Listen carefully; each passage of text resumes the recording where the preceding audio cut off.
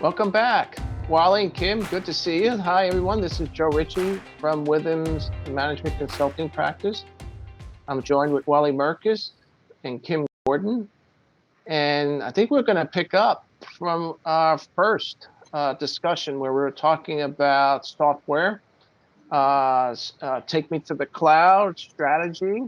I think we dangled that a little bit. And so I think that's where I'm going to kick off our conversation today. Is about the strategy piece, okay, in terms of services. And for us, it's really easy, right? When I think about us, not just our advisory practice, but anyone in Withum, right? So we just wake up every day and we have to think about how we're going to help a client grow and succeed. And for many of our clients, we've been talking to them about modernization.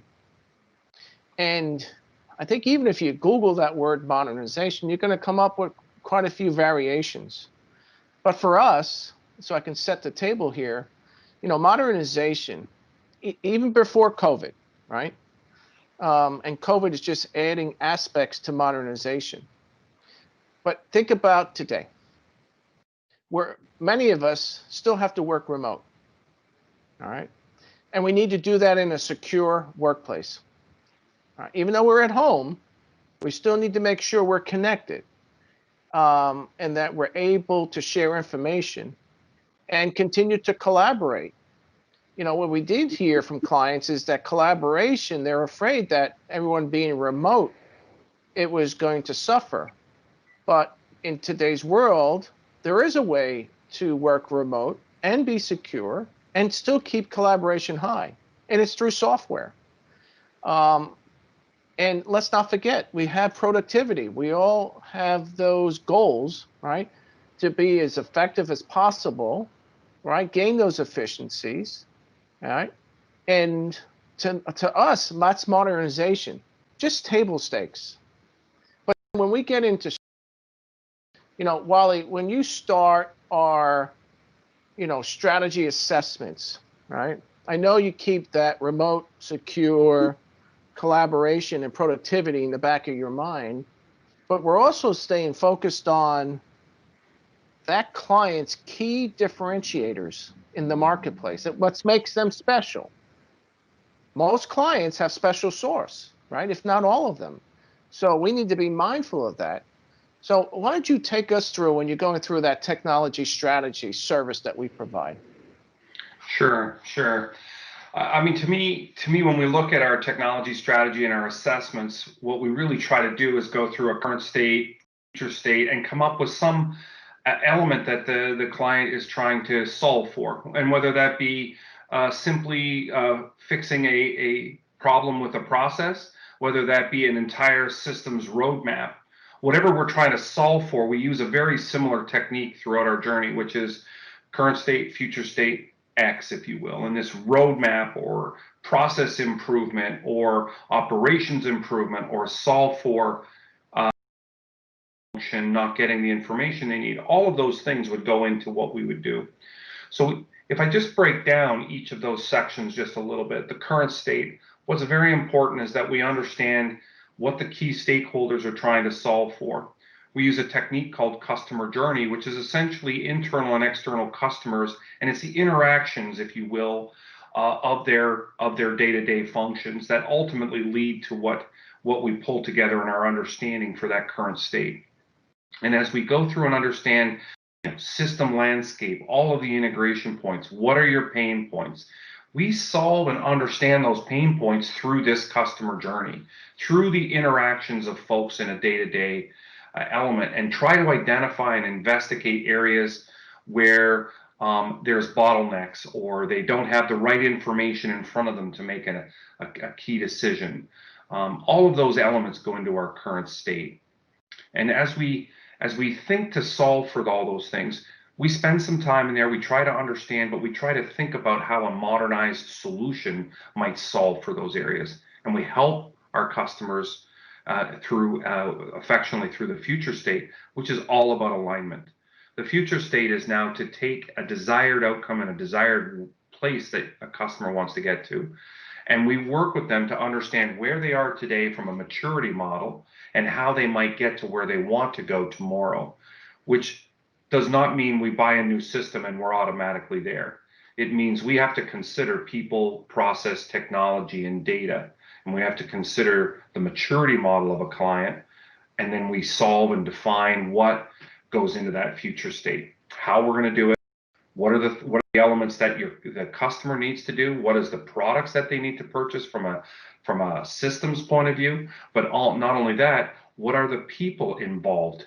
And people tend to be the biggest risk factor for our technology roadmaps, as we need to solve and understand where they're trying to get to. And I'll just close out quickly on X. So X could be many things, and a lot of times X is a roadmap, and a roadmap is what most folks understand. And what that really would be is, how do we get from point A to point B? What we find, based on the maturity level of most of our customers, what we find is better is a series of phased projects that come out of that roadmap. So the ultimate roadmap would be everything modernization, and likely is a 3 to 5 year journey and plan.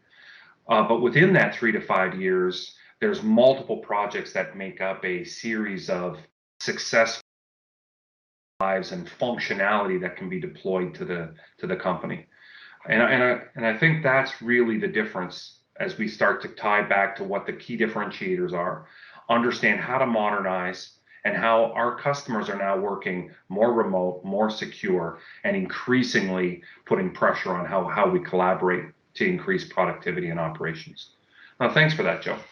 I think our audience today needs to know about some of Wally's secret sauce, right? I don't think you coined the phrase, otherwise we'd be paying you dividends. But the customer journey is so relevant, okay? Pre-COVID, post-COVID, okay? Because we will come out of this. But if you take a step back, all good things come from happy customers. Even our own personal life, when we're happy, okay, good things occur. So when you take this approach with our team and our client, and you keep them customer centric, we learn so much in this process, right? As you take them through that journey, because it is a journey, okay? And people gravitate to it, all right? And I'm going to talk a little bit later on about change management, but this is the beginning of it, so we can watch the audience, right? We can see how people will engage or not engage. This is very important from the outset, right?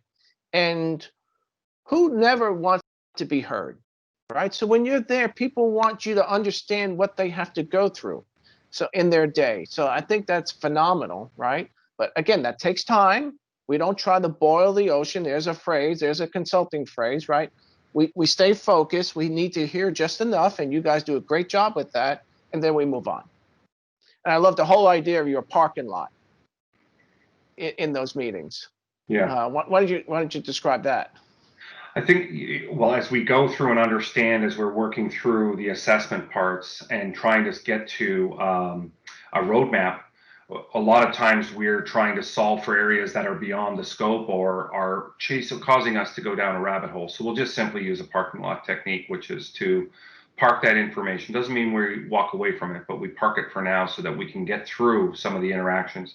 Remember what I said, the customer journey is really about the interactions between our internal and external customers. So many times as we go through that, all of a sudden we'll get to another process that is impacting that process. And it's very important to start and end the individual processes so that we can see all the touch points. So we'll use this technique to help us sort of on the strategy piece, but then help us on the selection. And I think that's a nice bridge to talk a little bit about selection once you have your strategy and roadmap. To me, the selection part, we treat it almost like a sales funnel. So what we'll do is we'll go through the strategy. Now we understand where your current state is. We understand where your desired outcome is, and we understand and hopefully have gained an alignment of what that looks like. We understand your maturity model. And from there, there's a series of modernization tools and systems that we'll put in front of you. Those systems almost go through a funnel. So they start at the top, we go through, we do some online assessment, we work with you, we compare back to what we've learned. Then we get, we work with the vendors to provide, structured demos. And we love the art of the possible. Always try to consult with the vendor. Remember, the vendor's role, yes, they are there to sell. There's no question, and they do a very good job at that. But don't put it so prescriptive when you go to get your demos and your discussions with your vendors. Ask them what the art of the possible is. Let them put their sales hat on for a moment in time and help try to understand where their system falls short, where their system hits a, where their system is in fact really strong and will help you. So as you understand your use cases, we take your use cases and walk through with that particular product. Then we give them an art of a possible chance. And in the end, our customers select what the right tool is based on user and end user feedback. I think that is a key area that we help our customers sort of define, and of course we'll help with contract negotiations and things like that, as we do lots of them, so we're able to help areas that you might see. Yeah, just a point about the sales funnel, so I can help for the audience connect what that really means, okay, on the selection process. So we've been around a long time. I'll just say that. So we're walking in with a lot of knowledge, Wally, myself, and other team members, right? And I think we've worked in many of the industries that are in the marketplace. And based on what we're learning through the customer journey process, right? We already have knowledge to bring forward those solutions we think are going to work. Because earlier, Wally mentioned how we're going to bring those vendors in the demo. What's different about Withum? We're not going to parade in vendors and waste time. We already have what I'll call is an informed bias, meaning we understand the marketplace. We understand the ERPs, the CRMs, or any other system, PLMs that are going to bolt on, or I'm going to bolt into e-commerce or other platforms. Because we've been doing so much of this work, we have a really good understanding, all right? And when we shorten that sales funnel down to a number of vendors, that's when Wally and Kim get in with the vendors and say, okay, now tell me the art of the possible, right? Here's what you really didn't tell me enough about. So that the time we're spending with our client is very laser focused, should be very productive, right? And help you to get to that conclusion. I think that was really important about the sales funnel, Wally. Yeah, thanks for bridging that. I think, and that's again a great segue to bring Kim in here, because I think as we get to the project, so let's say we've solved for the current state, future state. We've solved for the modernization system. We've aligned the company. We've thought things through. We've worked through a selection or an evaluation of a product. The company has now selected a product, and we begin the discussion of what an implementation will look like. One of the key areas there's two areas, change management and project management. The first piece on the project management, I think, Kim, I'd like to bring you in here and talk a little bit about managing projects and some of the techniques that we use here at Withum. Sure. So as Wally said, we go through all these strategy interviews and we produce assessments, and all that is well and good, but then we have to bridge that to really structuring what the next steps are and make it actionable. And then the way you do that is to bring in a project management function to make it actionable, to set expectations, as well as to continually guide the project according to the client's needs and the project's needs. So the way we set expectations early is by really adhering to a RACI model. And a RACI model basically assigns to a project who's responsible, who's accountable, who needs to be consulted, and who needs to be informed. And you could take this to any scale. So it could be who owns a piece of the project, as well as to individual action items, however granular you want to get. And when you set these expectations with the client, you not only cover governance for yourself, but you make the client successful because they can borrow that framework going forward in future management of their own IT projects and business projects when Withum is no longer there as the main implementer. The project's already implemented, but the skill sets the framework, the assets remain with them that they can leverage going forward. And project management, it may not be the main focus of an implementation in everyone's mind in terms of what the real goal is. Everyone's focused on getting that technology in place, getting operations working. But there's been a lot of documented research that shows when projects are not led, there's a high risk of failure. And the cost to mitigating that risk is far less than putting patches on all the failures that will accumulate as a result of it. So, and in terms of project management, it's not even just as straightforward as monitoring or creating those action items. It's really about adapting to the client's needs, the project's needs. So it's how receptive the client is to incorporating that project management function. Do they have the resources on their end to really take more ownership of the implementation than Withum would have? Or not rather that Withum would have, but more so that where Withum wouldn't really need to step in as much or play a heavy role. So it depends upon their resources, their capabilities. Do they just want to focus on execution of the project and let Withum take over? So it's really a mix and match. But no matter how you mix and match it, there's shared responsibility across the board. Project management on the client's end allows them to take ownership of the implementation and also establish that function going forward. Because in many cases, when an implementation is established, the IT department is more robust. They have to come up with their own processes for managing the system and managing the operations around them.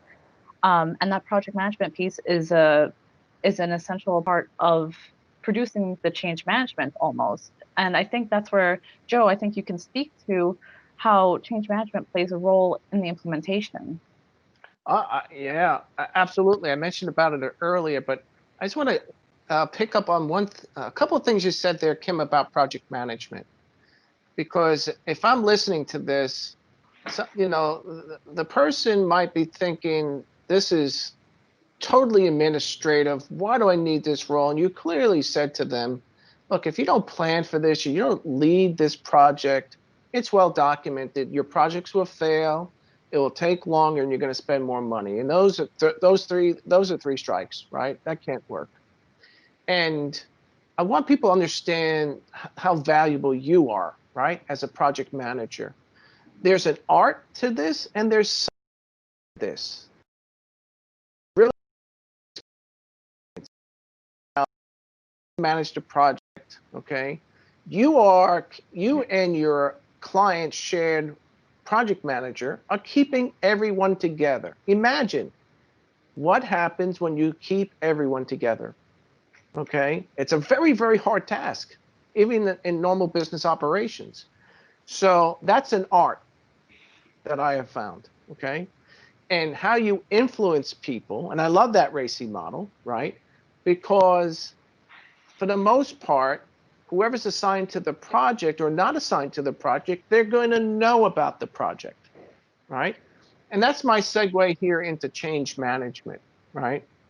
And so a quick funny story, I was working with an Italian company, and I introduced the concept of change management, and he came back to me, he says, but I don't want to have to fire any of my managers and change them out. I said, no, that's not what it's about, right? And it's more about user adoption. So you're going to spend a bunch of money. You have a vision. We're hoping our client has a vision, right? Because that's what you're aiming to achieve. So therefore, in that vision, you're expecting a return on your investment.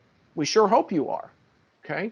So in the beginning of our user adoption program, we want to make sure that that business vision is well understood.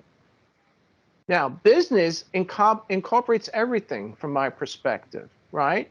It's management, it's the field, it's our technicians, it's our IT department, right? It's our legal, it's HR, it's the entire business.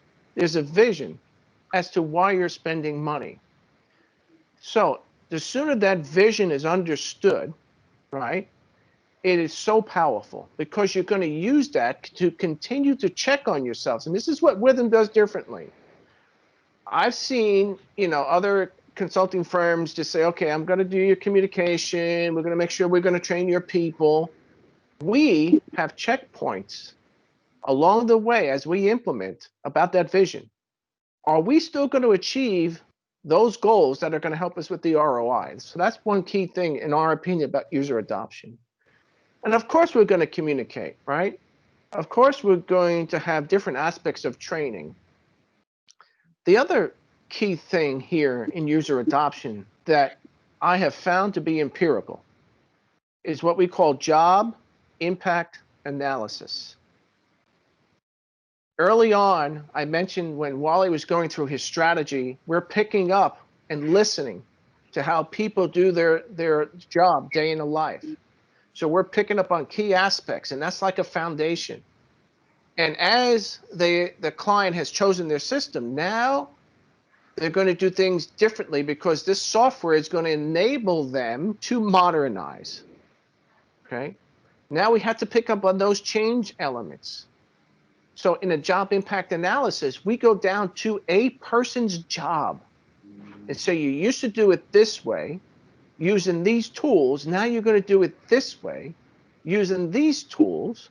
Understand the delta so that when we train the people in that job role, job title, they exactly understand how to do their job.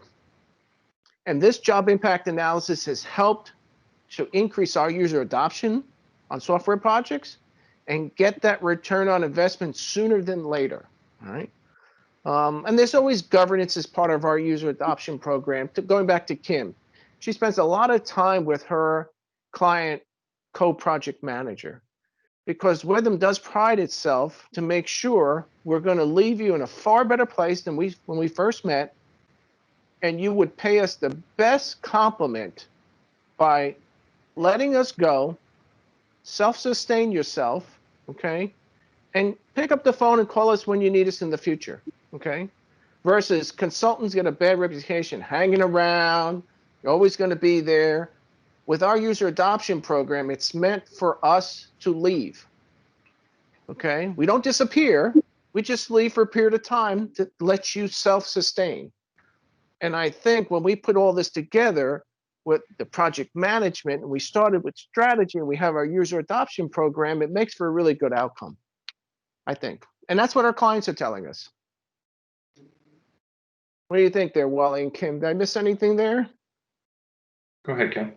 I think you hit it right on the all the points that really Wally was going over too, where he said that people was the most underestimated, but yet the most important factor to hit when we develop our strategy assessments. And then the change management bridges the gap between that and even the project management. If the people weren't involved, we probably wouldn't need the project manager. So all of that really solves for the people problem. And if you can resolve that, everything else will follow suit. Yeah, agreed, Kim. I think that's an important piece. And as we go through, it's interesting as we go through and talk to folks, a lot of people are under-resourcing projects in that they don't think of the backfill of their current folks, and they don't think of how much adoption may impact. So if people aren't using the brand new system that you purchased because you wanted to get it in quicker, and they're not trained, and therefore they can't solve, to Joe's point, they can't get down to their job. Yesterday they were doing it like this, today they got to do it like that. If you don't properly prepare them, then we didn't solve for the people problem. And we tend to spend a lot of time talking about the people problem. The technology piece will sort itself out. It is really getting the right information in front of folks so that they can make informed decisions and move from there. So Joe, I thought you did, I thought you nailed it, and thanks for sharing all that change management information with us, because I think it does tie together what I used to believe was light and fluffy as part of the project. I now believe and know from all of the implementations I've done that it is a significant piece to solving for the people challenge. Yeah, I could agree with you more, Wally. I also felt many years ago this was light and fluffy. When a client said to me, well, I got to cut, here's your proposal, and I can't spend this amount of money. And I said, okay, take out change management. Boy, was I young and naive, right? to see now, fast forward 15, 20 years, the value and importance of this, okay? Always want to find an element to use user adoption, because it's not an all or nothing. There are ways to take aspects of what we do for user adoption and share it with you, our client, okay? And give you our knowledge, our capital. Say, here's the task, here are the documents, here's the templates, here's what you need to do. Come back if you need some help. So we got that nice program where, you know, it's light support, medium support, and heavy support. As long as you have some sort of support there for user adoption, that's our key message here. With not just a technology project, it can be a process change project. Really important. So I can close with that. All right, I think we're done. And so hopefully, listeners out there, this was helpful for you to invest some time with us. And clearly, there's ways to get back in touch with Wally Merkus, Kim Gordon, or Joe Ritchie. Thanks, and have a great day.